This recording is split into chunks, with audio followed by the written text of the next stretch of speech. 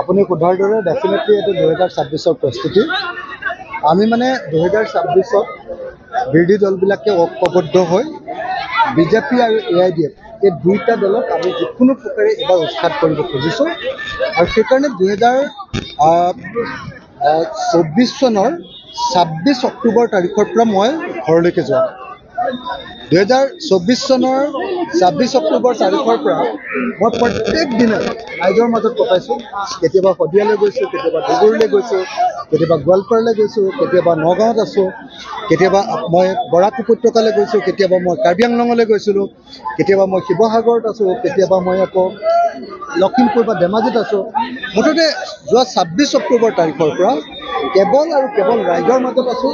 ৰাইজক বুজাবলৈ যত্ন কৰিছোঁ যে 2026 চনত যদি বিজেপিক আমি পৰাভূত কৰিব নোৱাৰোঁ তেতিয়াহ'লে অসমীয়া জাতিৰ অস্তিত্বই বিপন্ন হৈ যাব। হিন্দু মুছলমানৰ ৰাজনীতি কৰি কৰি আমাৰ সকলো বস্তুৰ দাম যি ধৰণে বৃদ্ধি কৰি দিছে, কোনো মধ্যবিত্ত মানুহ এতিয়া আৰু চলিব নোৱাৰে।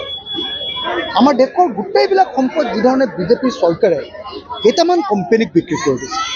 গোটেই দেশখন এতিয়া 4জন মানুহে চলাই আছে। দুজনে বিক্ৰী কৰিছে, এজন হ'ল নৰেন্দ্ৰ মোদী ডাঙৰীয়া, তেওঁ বিক্ৰী কৰিছে, অমিত শ্বাহ তেওঁ বিক্ৰী কৰিছে, আৰু দুজনে কিনিছে, আদানী আৰু আম্বানী। দেশখনৰ গোটেই সম্পদ এতিয়া কেৱল কেইজনমান মানুহৰ হাতত কক্ষিগত কৰিছে। আৰু সকলো বস্তু তেনেকৈ কক্ষিগত কৰাৰ কাৰণে বস্তুৰ সাংঘাতিক ধৰণৰ মূল্য বৃদ্ধি কৰিছে। উৎপাদন বুলিবলৈ বস্তু একো নাই, কেৱল আমাৰ সম্পদ পুঁজিপতিবিলাকৰ হাতত দি দিছে। সেইকাৰণে এই মুহূৰ্তত আমি সকলো ৰাইজকে আহ্বান কৰিব খুজিছোঁ যে ব্যৱসায়ীবিলাক যদি শান্তিত থাকিব খোজে, ব্যৱসায়ীসকলৰ যদি ব্যৱসায় বৃদ্ধি কৰিব খোজে, সকলো শ্ৰেণীৰ ব্যৱসায়ীয়ে বিজেপিক হটাব লাগে। চাকৰিয়ালসকলে যদি সঁচাকৈ NPSৰ পৰিৱৰ্তে OPS পাব লাগে তেতিয়াহ'লে বিজেপিক হটাব লাগে। যদি কোনোবা মানুহে সঁচাকৈ মানে চাকৰি স্থায়ী কৰিব লাগে তেতিয়াহ'লে বিজেপিক হটাব লাগে। অসমৰ যিকোনো এজন ড্ৰাইভাৰ, যিজন হেণ্ডিমেন, যিকোনো এজন অটোৱালা, যিকোনো এজন টমটমৰ ড্ৰাইভাৰ, কোনোবা এজন ট্ৰেক্টৰ চলোৱা মানুহ, তেওঁলোকেও যদি কৰৰ বোজাৰ পৰা, টেক্স টেৰৰিজিমৰ পৰা য'তে ত'তে যে ফাইন ভৰাই তাৰ পৰা যদি ৰক্ষা পাব লাগে তেতিয়াহ'লে বিজেপিক হটাব লাগে। এটা ডিম, মুৰ্গীৰ ডিমৰ দাম যদি কমাব লাগে তেতিয়াহ'লেও বিজেপিক হটাব লাগিব। গেছ চিলিণ্ডাৰ এটাৰ দামো যদি কমাব লাগে তেতিয়াহ'লেও বিজেপিক হটাব লাগিব। আমি ৰাইজৰ দলে বৰ বেছি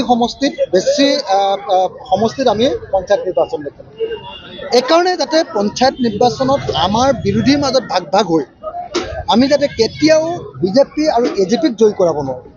তাৰ কাৰণে আমি সিদ্ধান্ত লৈছোঁ যে নিৰ্দিষ্ট লিমিটেড ছিটতহে আমাৰ ৰাইজৰ দলে নিৰ্বাচনত অৱতীৰ্ণ হ'ম। আৰু যিবিলাক ছিটত আমি নিৰ্বাচন নেখেলোঁ তাত আমাৰ সকলো দলৰ সমৰ্থক আৰু শুভাকাংক্ষীয়ে আমাৰ বিৰোধী ঐক্য মঞ্চৰ কংগ্ৰেছ দল, বিৰোধী ঐক্য মঞ্চৰ অসম জাতীয় পৰিষদ, বিৰোধী ঐক্য মঞ্চৰ CPM, CPI, CPIMLক সমৰ্থন দিব। আৰু এনেকৈ আমি এবাৰ বিজেপিক পৰাভূত কৰিবলৈ চেষ্টা কৰিম। আমি আশা কৰিছিলোঁ যে কংগ্ৰেছ দলে ৰাইজৰ দল আৰু অন্যান্য আমাৰ বিৰোধী ঐক্য মঞ্চৰ লগত একেলগতে পঞ্চায়ত নিৰ্বাচন খেলিব। কিন্তু কংগ্ৰেছ দলে কি কাৰণত, কি ৰহস্যজনক কাৰণত আমি নাজানো, তেওঁলোকে একেলগতে নিৰ্বাচন খেলিব খোজা নাই। অথচ বিজেপি আৰু AGPয়ে কিন্তু একেলগতে ইলেকশ্যন খেলিছে।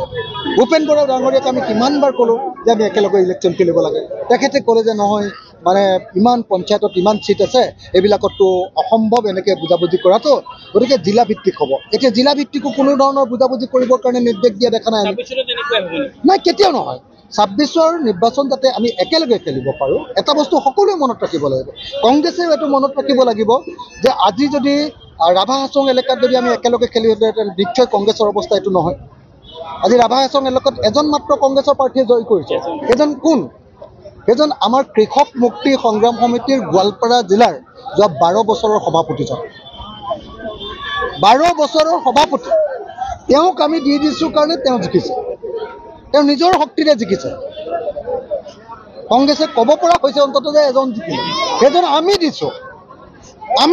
আপোনালোকক সেইটোৱে ক'লোঁ। গতিকে এই কথাটো কংগ্ৰেছে বুজি উঠিব লাগিব যে যদি আমি ঐক্যবদ্ধভাৱে খেলিলোহেঁতেন তেতিয়াহ'লে নিশ্চিতভাৱে ৰাভা হাছং পৰিষদত আমি ভাল ফলাফল এটা দেখুৱাব পাৰিলোহেঁতেন। কিন্তু কংগ্ৰেছে সদায় নিজৰ কাৰণে চোৱা আৰু আন সকলোকে আঁতৰ কৰা এই নীতি লোৱাৰ কাৰণে সদায় লোকচানত পৰিছে। আৰু সেইকাৰণে আজিৰ দিনটোত মই আকৌ এবাৰ ক'ব খুজিছোঁ যে আমাৰ পঞ্চায়ত নিৰ্বাচনত ৰাইজৰ দলে লিমিটেড বা সীমিত ছিটত অংশগ্ৰহণ কৰিব। আৰু য'ত আমাৰ ছিটত অংশগ্ৰহণ কৰিব তাৰ কাৰণে আমি কেম্পেইন কৰিম বাকী যদি কংগ্ৰেছ দল বা অসম জাতীয় পৰিষদে আমাক কেম্পেইন কৰিবলৈ মাতে তেতিয়াও CPIM বা MLA বা CPI দলে আমাক কেম্পেইন কৰিবলৈ মাতে তেতিয়াও আমি যাম আৰু আমি যাতে বিৰোধী পক্ষ জয়ী হওঁ আৰু বিজেপি আৰু AGPয়ে যাতে কেতিয়াও সুবিধা নাপায় তাৰ কাৰণে চেষ্টা কৰিম আৰু লগতে এই মুহূৰ্ততো মই কংগ্ৰেছক বাৰম্বাৰ অনুৰোধ কৰিছোঁ আহক আমি সকলোৱে পঞ্চায়ত নিৰ্বাচনটো একেলগে আপোনালোককে বেছিভাগ ছিট দিম আপোনালোককে আমি বেছিভাগ ছিট দিম কিন্তু আপোনালোকক ছিট দিয়াৰ পাছত আমি আপোনালোকৰ হৈ কেম্পেইন কৰিম আৰু তেতিয়া আপোনালোকৰ ফলাফল ভাল হ'ব কিন্তু আপোনালোকে অকলে খাম বুলি ভাবি থাকিলে কিন্তু 2024